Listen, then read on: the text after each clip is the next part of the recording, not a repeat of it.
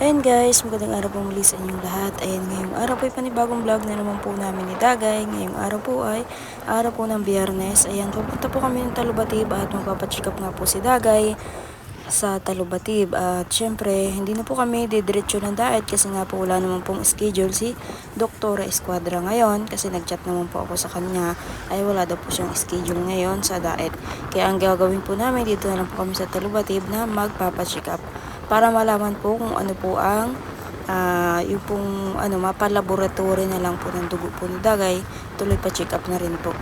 Ayun guys, at nagmumotor lang naman po kami kasi wala naman po checkpoint dito sa Talubatib. Maliban lang po kapag dumiretso po kami ng Labo, doon po ang may checkpoint. Magta-tricycle na lang po kami. Salazar po. Salazar. Ma'am, kailan yung class na punta niyo dito? Pagka 12 po, nagbalik pa kayo ulit? Last week po. February.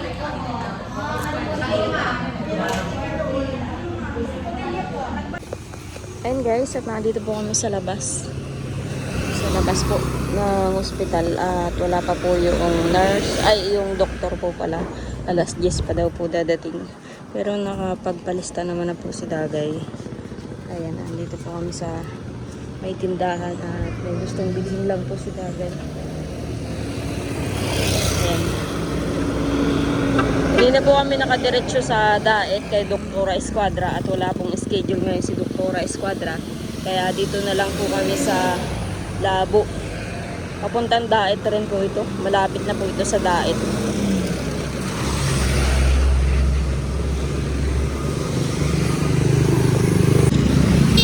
Ayan guys, so mapasok na po kami sa loob.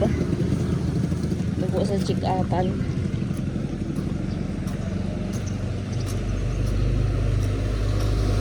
Kahapon daw po sabi dito ng mga nurse, mayroon daw po nagbisita na psychiatrist na mga doktor. Kaso nga lang po sinabi ko naman po nakapapacheck up lang nga po di Dagay nitong buwan na to.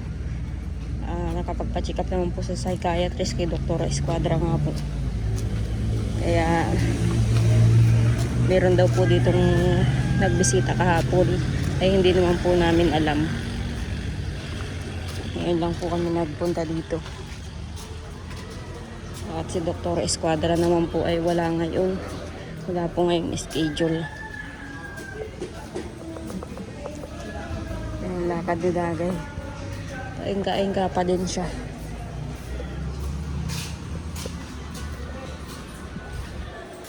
Ayan guys, dahil nga po nakabalik na po kami dito sa pa-check upan. Ayan guys, at nakakapila naman na po si Dagay. At ako po ay nandito po sa labas. At wala po akong maupuan doon sa loob.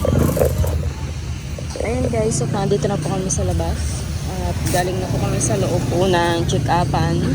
Ayan guys, at meron pong request si Dagay na sa uric acid. Ayan, pupunta po kami sa laboratory. Medyo malayo-layo po yung laboratory. Magta-tricycle na lang po kami.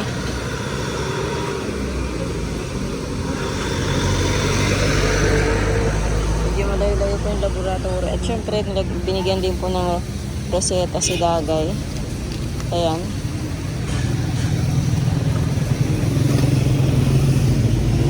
Pain reliever uli po ang binigay. Ayan guys. Ayan guys, ngayon po ay nakasakay na po kami sa tricycle at papunta na po kami ng sentro po ng Labo at magpapalaboratory nga po si Dagay at hindi naman po pwedeng magmotor po kami kasi nga po ay may checkpoint na po dito sa may sentro po ng Labo. Ayan, medyo malayo-layo din po yung aming pupuntahan. Kaya, ayan, mamasahe po kami, balikan.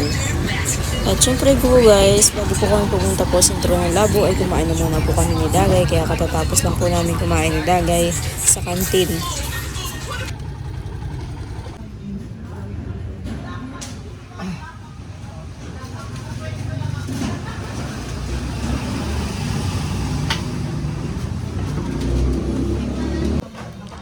Ayun guys, at habang po nag-aantay po ng resulta sa palaboratory po ng dugo ni Dagay sa uric acid at potassium.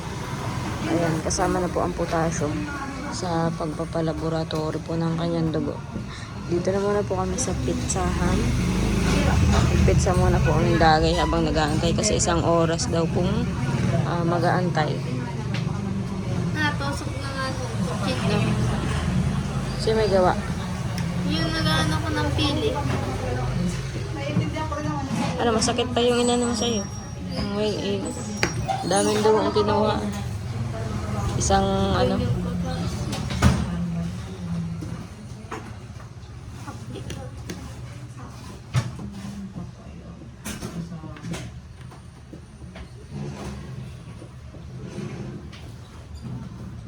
Kaya pala taas ang upuan. Kaya pala mataas ang upo at maraming dugong kukunin. Kasi po guys, doon po sa amin, sa hospital po, tinutusok lang po yung gantong daliri. Dito ko. Tapos ano, maliit na stick lang ang sinusuutan ng dugo. Dito po, hindi madami yung kinuha.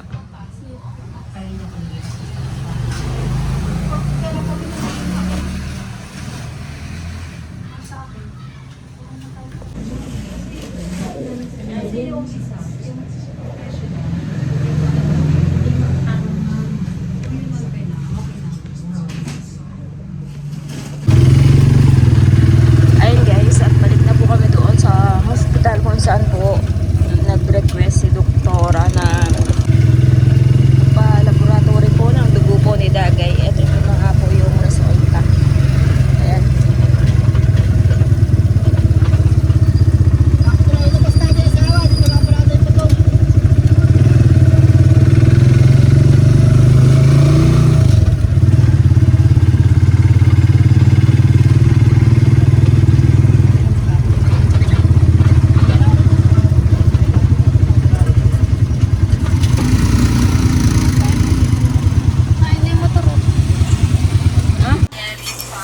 And guys, at dahil nga po bumalik po kami dito sa pinapacheck upan po namin ni Dagay, at dahil nga po pinababasa po namin kay doktora yung aming pinalaboratory po ni Dagay na kung ano po yung resulta. Ayan guys, at nandito na po kami sa bahay. Ayan, at nakapagpahinga na po kaunting oras. At kapagod po sa biyahe. Dahil nga po guys, dinala ko rin po yung x-ray uli ni Dagay para matingnan po ng doktor na pinagpa-check-upan po namin. Ayan yung resulta. Lagyan na muna natin dito. Ay. Tabi lang natin. Uli na naman. Tapos po guys, ayan. Nagbayad po tayo ng pagpapalaboratory ng uric acid, sodium, potassium. Ayan. At normal lang daw po, sabi ni Doc. Bumalik po kami doon sa pinagpa-check-upan po ni Dagay kay doktora. Tiningnan po yung resulta ng itong pagpapalaboratory. Normal lang daw po. At ito po yung binigay naman po na gamot na pwedeng inumin ni Dagay, pain reliever ulit po. Ayun guys, hindi ko na po ito binili kasi meron pa po si Dagay na pain reliever dyan kapag sumasakit po yung tuhod niya. Siguro po guys, lahat naman po ng check-up ni Dagay ay normal lang, walang sakit na nakikita. Katulad po kanina, ito sa dugo, ayan, ang dami nga pong kinuhaan dugo, parang isang halos wala naman pong normal lang. Baka po sa gamot na po niyang iniinom, yung pong maintenance niya, kumbaga po ay side effect na po ng gamot niyang iniinom, yung pong nireseta ni Doktora Escuadra. At nag-chat nga po ako kay Kuya Bente Boy nung isang araw pa. Nagtanong po ako kay Kuya Bente Boy, sabi ko kung alin gamot yung hindi na iniinom ni Rubilin. At nabanggit sa akin ni Kuya Jason nung pumunta sila dito na isang gamot na lang daw iniinom ni Rubilin. Ngayon tinry ko po, bali 2 gabi na po si Dagay na isang gamot na lang po yung iniinom niya, yung Risperidone na lang. Dapat po ay 3 kasi 3 po yung gamot yung iniinom. Ngayon ay tinatry ko pong isang gamot na lang, Risperidone na lang po muna.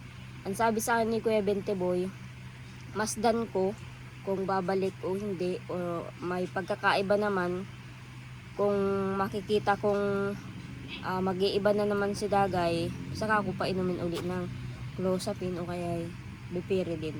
At baka po side effect na po ng gamot niya na iniinom. Kasi matagal na po siya nagiinom ng gamot. Kaya yun po ang ano naman po ni Kuya Bentiboy sa akin. Kaya sinusubukan ko po si Dagay na isang gamot lang po muna ang ipainom. Ayan, nag-umpisa na po siya nung isang araw pa. Bali, na po. Bali, 2 gabi na po siyang 2 araw at 2 gabi na po siyang isa na lang po yung iniinom niyang gamot. Tinatry ko po kung hindi po siya abutin. O yung pala hindi.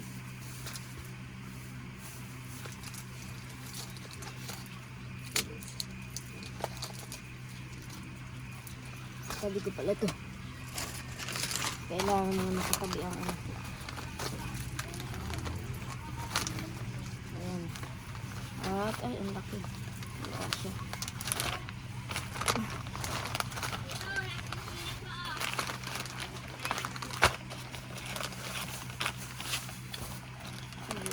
Siya.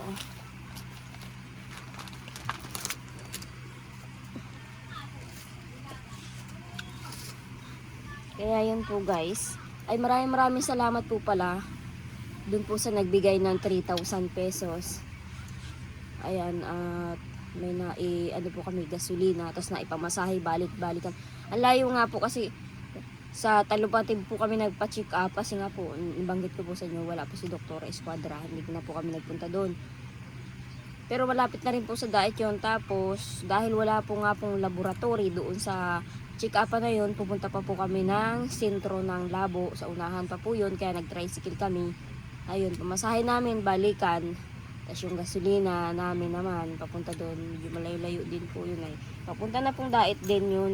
Pinapachikapan po namin yung Dagay. At yun, maraming salamat po sa nagbigay na para mapatingnan po talaga yung ni Dagay. Mabuti naman po at normal po lahat po yung yung potassium ni Dagay. Normal po. Ayan. Kaya wala naman na po dapat siguro kailangan po ni Dagay ng exercise na lang at saka bawasan yung gamot na iniinom niyang maintenance. At saka haplas-haplasan yung binti niya. Yung herbal. Magdidikdik nga po ako ng luyan, dilaw, saka Maria para may panghaplas po. Para sa kanyang tuhod. Kasi po hanggang ngayon ay ganun pa rin ang lakad po ni Dagay. Nakapagpahinga ka na. Pahinga ang candy. Snowbird. Hindi pa ako nakapag-video doon kasi nga po bawal po yung maraming salamat po sa nagbigay po ng pangpa-check up po uli ni Dagay ngayon. Para malaman lang po yung kung may uric acid or potassium, sugar, wala naman po. Normal. Kahit x-ray. Kahit pa man x-ray.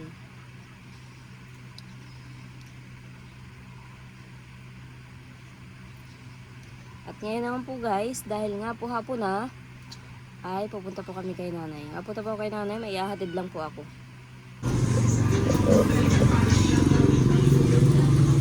Ayun guys, at nandito po ako sa bigasan. Bibili po ako ng 25 kilo na bigas. Ayan, wala na pong murang bigas.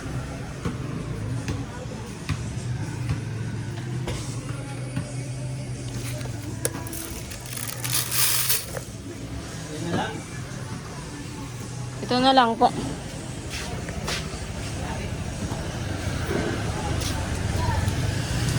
$1.50.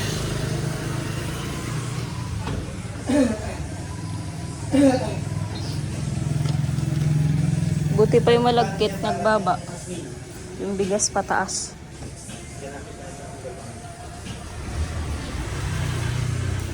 Dito ko na. Opo, dyan na po sa gitna. Dyan po sa gitna.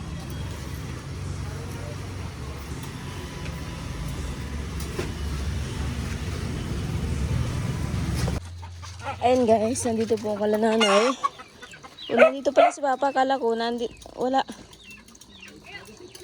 Pinabuhat ko pa naman din yung bigas na. Ayan na. Nagbabawag ng baboy. Ayun guys, at may dala po akong bigas. Akala ko wala si Papa dito. Pinabuhat ko na po dun sa yung bigas. Oh, mabalik yun. Bakit?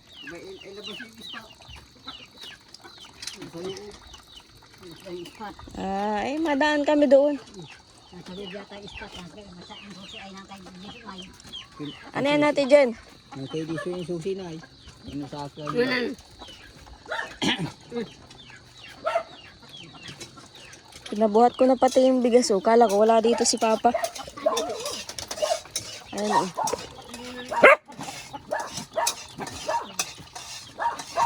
Buti at may doon sa tabing kalsada.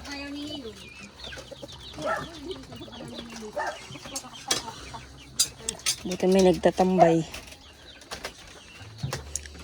Ate Jen, bakit ka may pusa na dala? Ate Jen. Hinihingi ko dyan sa bayaw ni Ninong. Bakit yung mga pusa sa malaking bahay ayaw mo? Itlog ang ulam nila nanay.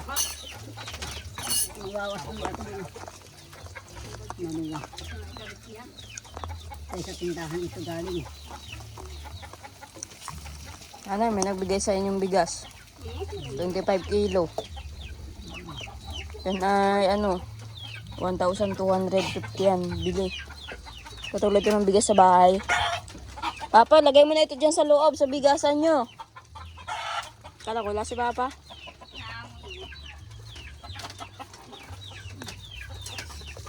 Buhatin mo na, Papa.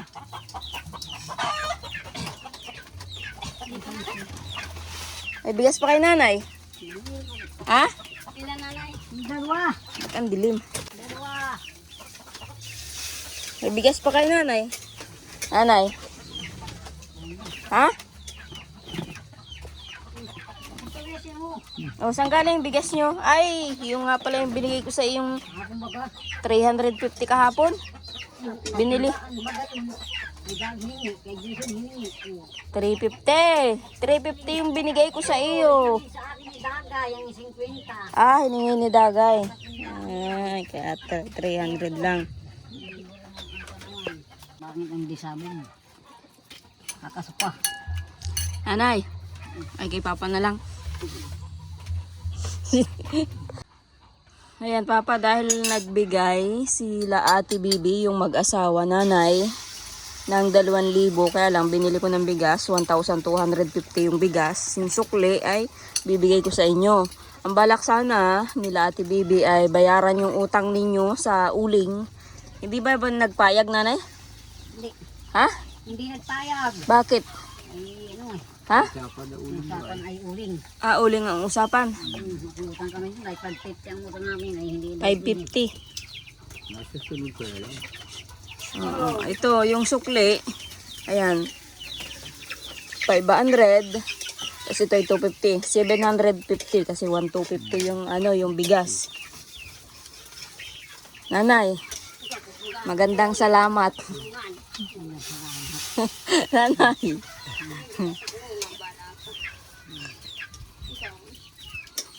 Nay.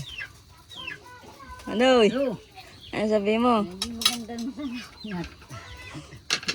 Aba, tubod na. Ay, si nanay. Bakit bagay ay di kayo nabili ng kawali nanay? May kawali naman kayong may tangkay ay. Mahiting ganda itong paglutuan at madaling lutuan ay dikit. Yan yata yung kawali ko pa dati. Sa Isidro. San Isidro. Kaya lang walang tangkay na yan. Kuhain din niya walang tangkay. Kinain na yata yung tangkay. Dahil yata makain, tangkay na kinain. Siyempre, wala minsan yung isa-saing. Hindi yan isaing. Tangkay na wala. Tangkay na. Ay, di kumuha ka na lang Papa dyan ng panggasolina. Total, may bigas naman na kayo. Panggasolina. Nanay, bigyan mo naman si Papa ng panggasolina. Diyan baga. Baka di mo bigyan. Pangtuti. Sira baga Papa yung makina mo? Sira yan. Ha? Sira. Bakit pa sira-sira na lang yung makina mo? Eh, ituro sa akin mag-aayos ay lagyan ko rin ng pandikit. Nasira. Pandakit na istapin. Oo. Ba, panghilot yun. Hindi, yung didikit sa makina. Ay, di ba yung istapin ay ano yun, panghilot? Hindi, istapi yung dinidikit. Tao nadikit na sa kamay. Ay, baka epoxy. Hindi, nasa spaltik. Yung pinipisil. Pinipisil. Baka yung ano, yung Yung maliit. may tiband. Oo, timan. Ay, Ah, istapin mo gayon. Naipiktuhan, ay tinanggal-tanggal ko nga. Linisan ko. Ay naroon nga, abot nga sa loob. Ay binalik uli. Binuhok uli. Eh, wala. Ay, di hindi mo magamit ang power saw. Hindi. Ayun, kumandar yan. Natanggal ko yung dumi. Doon ka na maano sa tabla ay. Maano saan? Pinabuyo, pinaya. Gaya. Gaya na. Malayo na. Doon sa dati. Wala ka nang uulingan dyan sa anong tabing kalsada. Yan ang asawa nito ya. Oh, May inanuhan daw. May nagdaan daw na ano. ano? Kinuha daw yung ano. Kung hindi daw si Denver, hindi na ano daw yung ano yung Wala. mabuling dito. Taga rito. Yung tanod, data. Ay, ano? Diyan, ha. Kinuha na yung uling ng pulis.